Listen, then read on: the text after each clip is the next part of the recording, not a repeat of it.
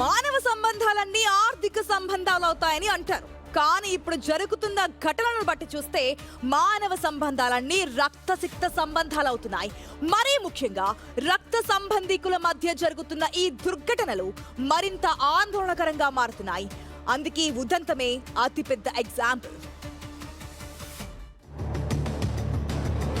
వనపర్తి జిల్లాలో దారుణ హత్య కలకలం రేపింది. గోపాలపేట మండలం బుద్దారం లక్ష్మీతాండాలో 55 ఏళ్ల మేఘ్యా నాయక్ను గొంతు కోసి హత్య చేశారు. ఇందుకు కారణమెవరు? కొంపదీసి ఆ ఇంటి కోడలేనా అన్నది ఊరంతా అనుకున్న మాట. మేఘ్యా నాయక్ తన ఇంట్లో ఒంటరిగా ఉన్న టైంలో ఈ దారుణ హత్య జరిగింది.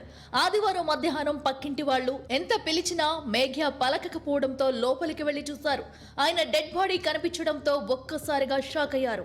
ఆ వెంటనే ఈ సమాచారం కుటుంబ సభ్యులకు చేరింది. అందరూ కలిసి పోలీసులను పిలిచారు. ఘటనా స్థలానికి చేరుకున్న పోలీసులు కేసు నమోదు చేసి దర్యాప్తు ప్రారంభించారు. మృతుడి కుమారుడు కిషన్ నాయక్ ఫిర్యాదులో వదినపై తనకు అనుమానం ఉన్నట్లు చెప్పాడు. ఇట్లా ఒక మనిషిని ఇంత దారుణంగా చంపడం మా నాన్న ఎప్పుడు ఎవరికి ఒక అన్యాయం చేసింది లేదు. 1 రూపాయి పెట్టినోడే కానీ 1 రూపాయి ఎవరిని తీసుకొని ముంచినోడు కాదు. ఇంకా అది మా ఊరోళ్ళు కూడా ఎప్పుడు ఏంది అని ఎప్పుడో రాత్రి జరిగితే పొద్దున మధ్యాహ్నం వెళ్ళి ఎవరో హరి అనే వ్యక్తి చూసిండు.